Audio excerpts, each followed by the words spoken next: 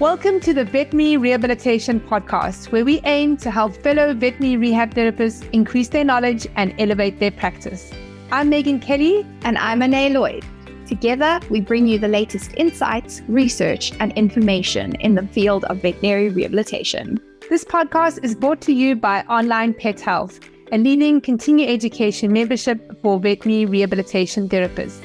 With Onlinepethealth, you'll have access to a wide range of online resources to help you stay up to date with the latest techniques, advances, and trends in the industry. Our podcast features in-depth conversations with leading experts in veterinary rehabilitation. They share their own experiences and knowledge to help you improve your practice. Whether you're a seasoned pro or just starting out in the field, our goal is to provide you with the tools and the insights you need to succeed. So join us as we explore the exciting world of veterinary rehabilitation and help you take your practice to the next level. Good morning, vet rehabbers, and welcome to the Veterinary Rehabilitation Podcast. We are days away from the Vet Rehab Summit, and I don't know how excited you are, but I am struggling to contain it. So today we revisit an interview from last week with Jana Gams. I loved speaking to her. She is one of our lecturers for the Vet Rehab Summit. She's going to be diving into sport-specific retraining as well as stable and unstable surfaces. If you want to have a closer look at the Vet Rehab Summit lineup, head over to the website www.vetrehabsummit.com. If you haven't registered for a ticket yet, please register before the event. Registration is free. You can join the entire live lineup for free on the day. This is a huge opportunity, so please don't miss out. Before we head into our interview with Jana, I want to say a big thank you to our sponsor for the podcast, Paw Prosper. At Paw Prosper, they believe that true pet well-being demands a three-pronged approach: prevention, support, and rehabilitation. Their brands are trusted by veterinarians, universities, and rehabilitation facilities alike.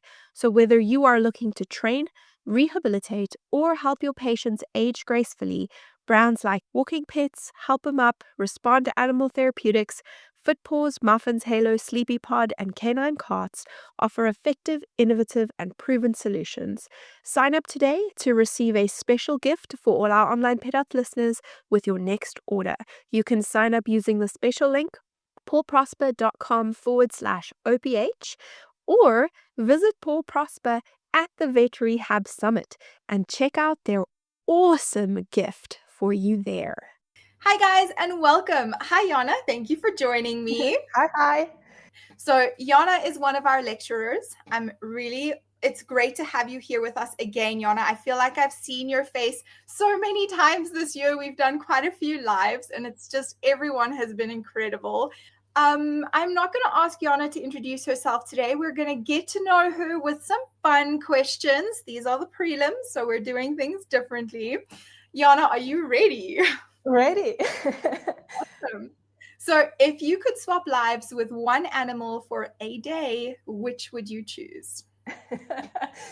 That's an interesting one.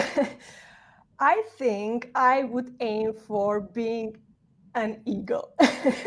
The golden eagle, to be precise, that lives high up in the mountains, which I think is quite unbelievable because I'm terrified of heights and I can't even climb a ladder, to be honest. But I don't know, there is just something like magical about being up in the air, I would say, soaring, kind of like that feeling of freedom. I don't think you can experience it quite like that anywhere else. So yeah, an eagle it is. Well, it is. I have to follow that up with the question, do you still have flying dreams? Like, do you dream about flying? I do. You do? I used to when I was a kid, but I don't have them anymore. That's so interesting. Okay. I would say I'm quite easy to dream. So I guess the imagination is like still there. Okay, I have to follow that with another question because I think we all dream, like how we fly is different. How do you fly in your dreams? 1 meter below the ground, above the ground. Above the ground. Yes, like just like floating along vibe. Yeah. I had like I have to believe it to be able to do it, like a Peter Pan vibe. If I wasn't in the right headspace, I would start to sink down to the ground. That was how I used to fly. All right. So definitely not like an eagle, right? Not. I'm terrified of heights. Terrified. You also. Yes. Yes. Oh, well. Okay. So we've definitely that was very interesting. What is one thing that most people would be surprised to learn about you, other than that you Apart have from being terrified of heights? Yeah. Wow. That's a question I received from you in advance prior to our chat today. And I had to give it quite a thought, to be honest, because probably there are many things one doesn't know about someone. But then I wanted to share one thing that probably never would occur to anyone seeing me out there on the stage and in front of the camera. But I'm also terrified of public speaking and on-stage performances. But yeah, well, that's surprising, I would say. Even That you finished speechless. But I also have that passion that I want to give something out to the world, being that the knowledge, inspiration, reflection, whatever. And it's like that this seems to be the drive that overrides my fear. But on the other hand, being prepared for my speech up in advance is what gives me that confidence that I even dare to step on the stage in the first place without shitting my pants. Sorry for the language. And I also think it's something in that adrenaline and also achievement, you know, like I would say that's the point of all adrenaline sports. You still go out, do them. But yeah, I would say the main drive why I do it, despite my fears, is because I really want to share the knowledge. I want to spread the word for the things that I really believe that change the lives of our dogs for the better. So I plan to just keep doing it.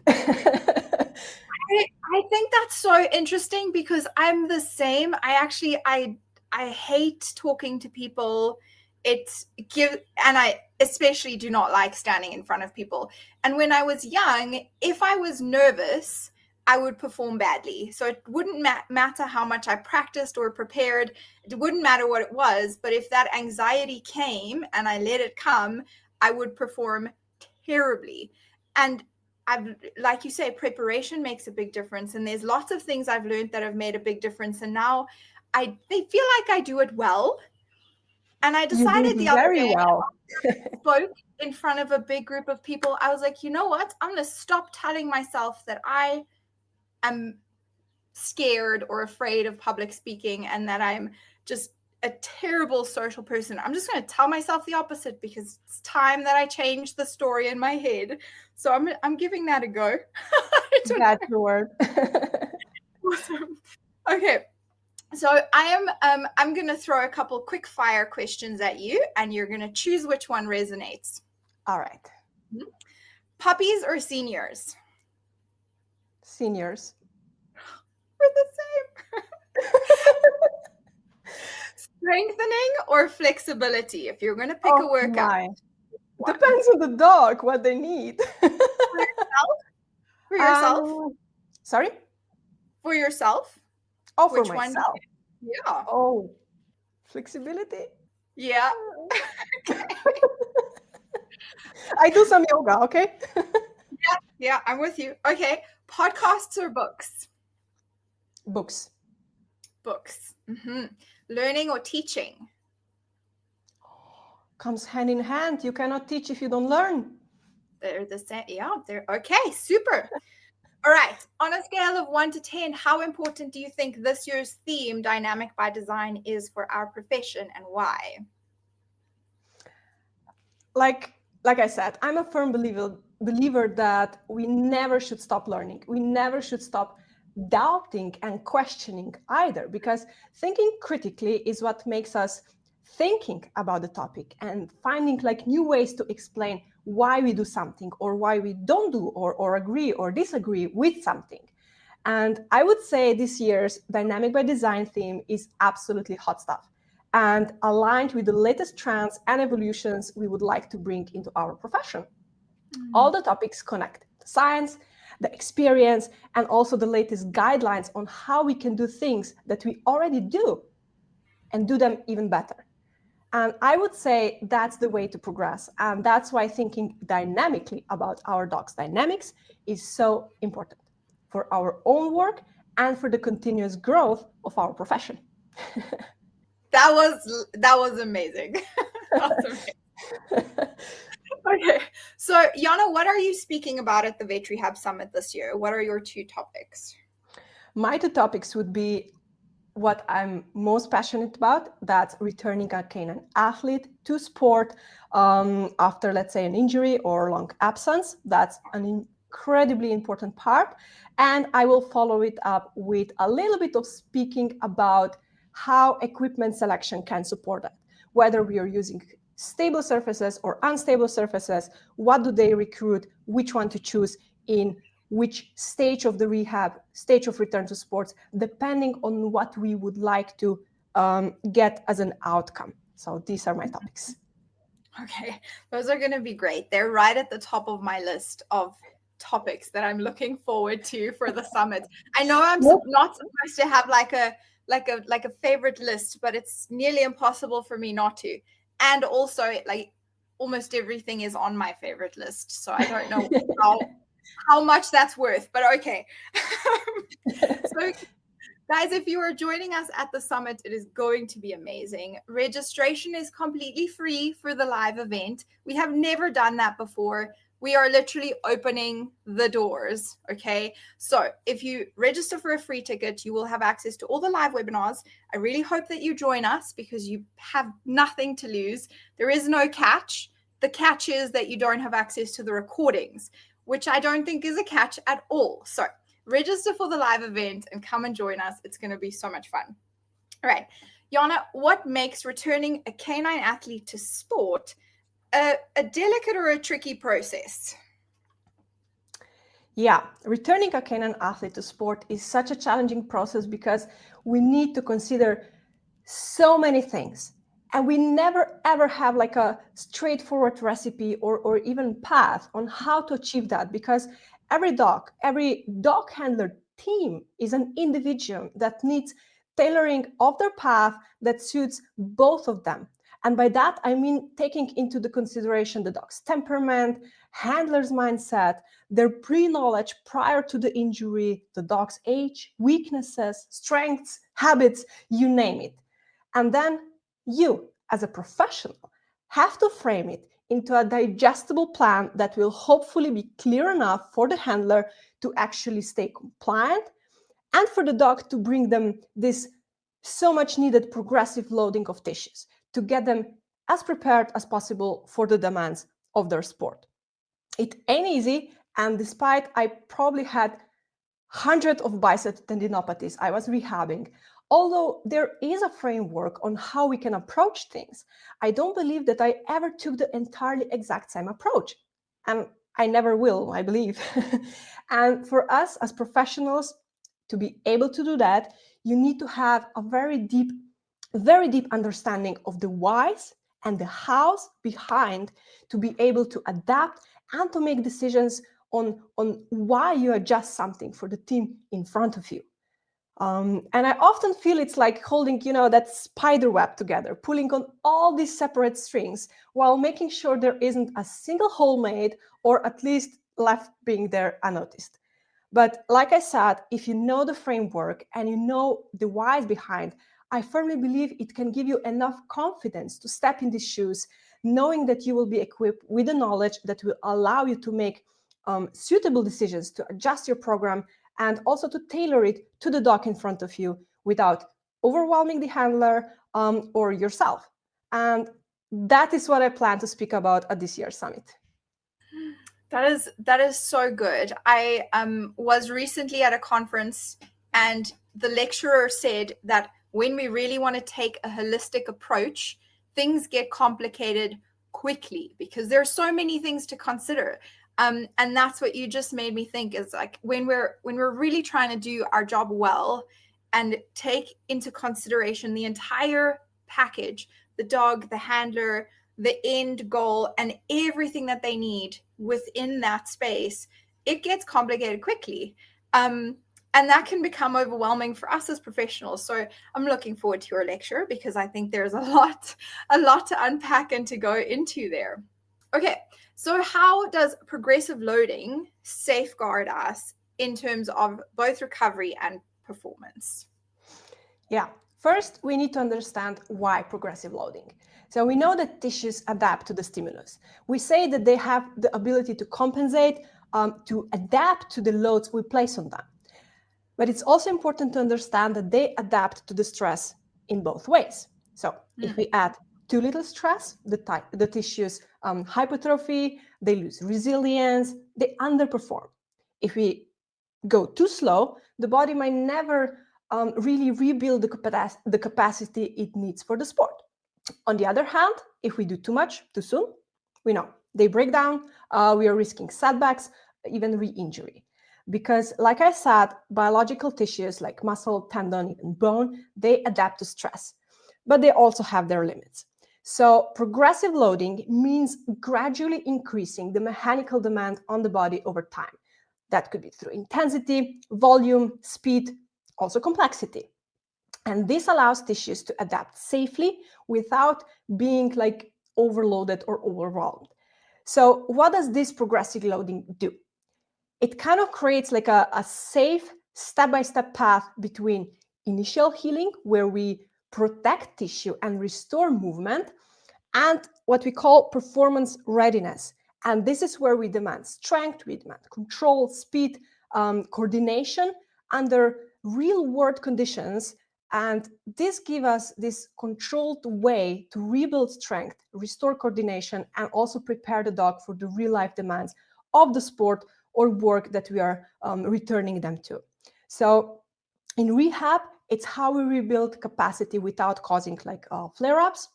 In sport, it's how we restore performance without compromising tissue integrity. If we skip steps or if we increase load too fast, dogs will start to compensate. They may just slightly offload one limb, they might shift their body weight, recruit the wrong muscle groups to get the job done. And that kind of movement might look functional on the surface, but it's not efficient and it's not sustainable.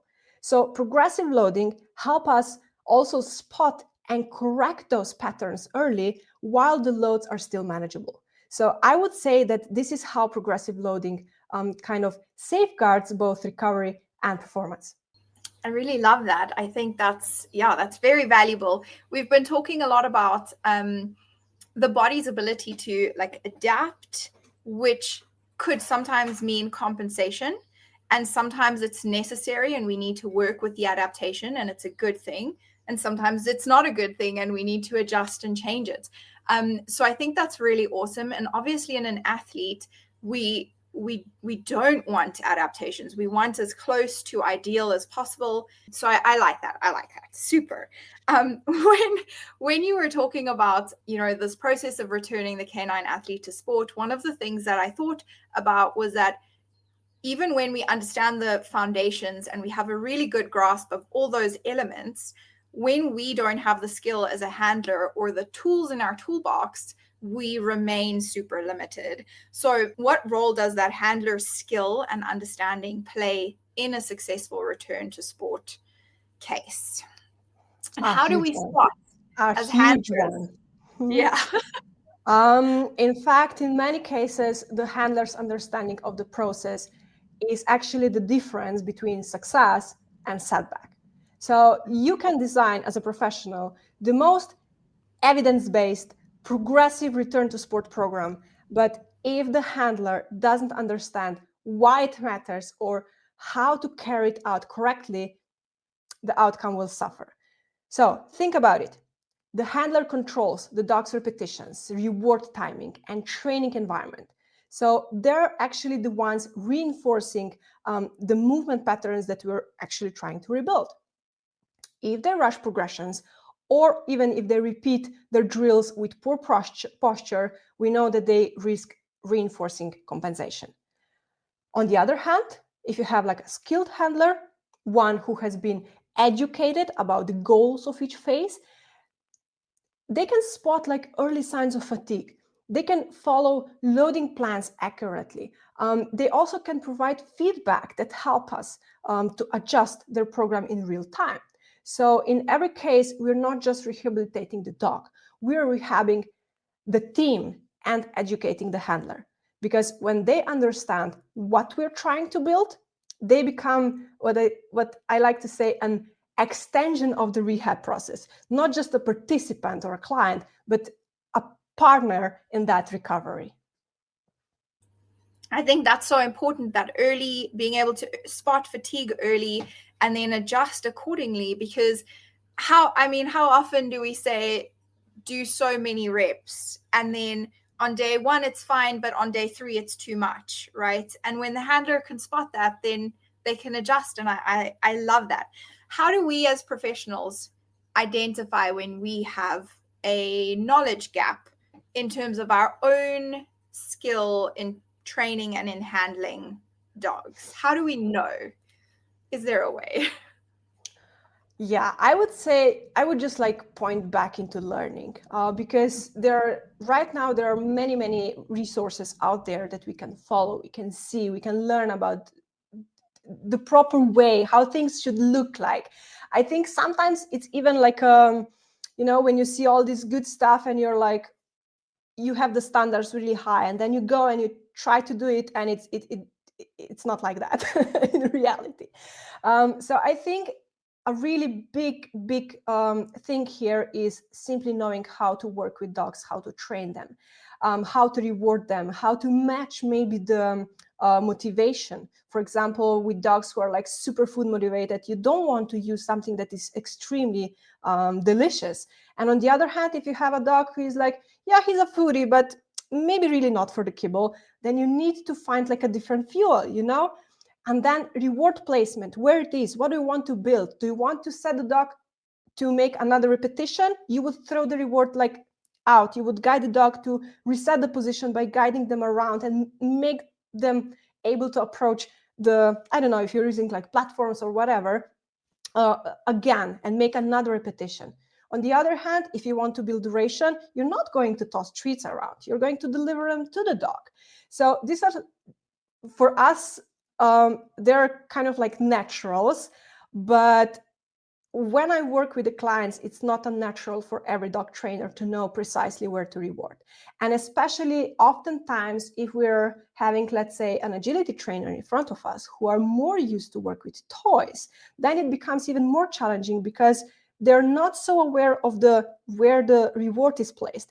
And we as a professional can look for this also when we do with the dogs, or if we teach the client in front of us to see where the dog's head is. Are they doing the thing that we would like them to do? And it all comes back to the mechanics and understanding which exercise does what do we want to recruit, what do we want to get like as an outcome. And there have been like definitely numerous times where I thought that would be the perfect exercise for that dog for this stage of recovery. I go try it out, maybe I can make it, but the handler dog team did not make it, so I kicked it out of the program, although it was like my top exercise for this stage of the rehab. So that's the adaptation that we need to be ready to accept and kind of like recognize. I love that. Thank you. What is one myth about agility rehab that you would love to bust? If I had to bust like one myth among us as rehab professionals, it would be that once a dog performs like foundational therapeutic exercises well, they're ready to return to sport. So like this gap, yeah, it's right now the dog looks fine, he's not in pain, we did quite some exercises. Now you can gradually begin with agility trainings.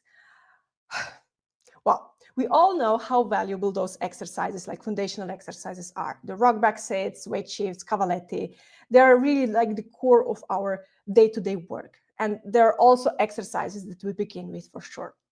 But here's the thing. They're necessary, but not sufficient for agility dogs. Because sport isn't rehab anymore. Sport is speed, it's unpredictability, it's like split-second adjustments, and the load patterns that don't really show up in like slow, controlled movements. So a dog might perform beautifully in the clinic, like being symmetrical, stable, coordinated, but that doesn't automatically mean they're ready to go and perform on an agility course. So we need to go further. We need to go into drills. We need to go into task-specific patterns, dynamic loading, into sport integration. So not just general reconditioning. So the myth I would love to bust is that rehab ends when the dog has regained strength and symmetry. Because for sport dogs, that's just the foundation. And real readiness really means more than strength. It means that the dog can really confidently execute like all these complex high-speed movements under real-world conditions, without compensation, without re-injury. And that's when rehab is truly complete, not before. I love, and like, is that phase ever really done? Like, do you continue on with that through competition? With the maintenance. Yeah, it's absolutely no. But it's when I call the rehab to be complete, and then we go into the strengthening maintenance of a canine athlete, like conditioning, not reconditioning anymore. All right, guys, if this conversation did not get you excited for the Vet Rehab Summit, then I don't know. Okay. I don't know what to do for you. It is going to be amazing. We have incredible lecturers. Please go look at our full lineup. It's on the Vet Rehab Summit website, www.vetrehabsummit.com. Very easy to find. You can look at all the different ticket options on there. I very much encourage you to just register for a free ticket. Join us live on the day. We have competitions. We have incredible offers from our sponsors. We have amazing lecturers. We have new product launches. We have new courses launching. Like, there is so much happening at the Vet Rehab Summit over and above the lectures, and our free attendees have access to all of it. So when I say the only string attached is that you don't have access to the recordings, I do mean it. Okay, guys, I look forward to seeing you there. Jana, thank you so much for your time today. It has been so much fun. Bye, and see you at the summit. See you at the summit. If you enjoyed this podcast, please hit the subscribe button so you get notified every time I load a new podcast. I'm here every week talking to vet rehab therapists from all over the world about all things vet rehab. A big thanks to our sponsor, Paw Prosper. Their sponsorship allows us to be able to give this podcast to you for free, so please go and check them out at pawprosper.com. Don't forget to bookmark the next Vet Rehab Summit on Saturday, the 8th of November, 2025. Come and be a part of the world's largest online veterinary rehabilitation conference created specifically for you, the vet rehabber community. Onlinepethealth members get VIP complimentary access to the Vet Rehab Summit. For more information about continuing education for vet rehabbers, you can go to onlinepethealth.com.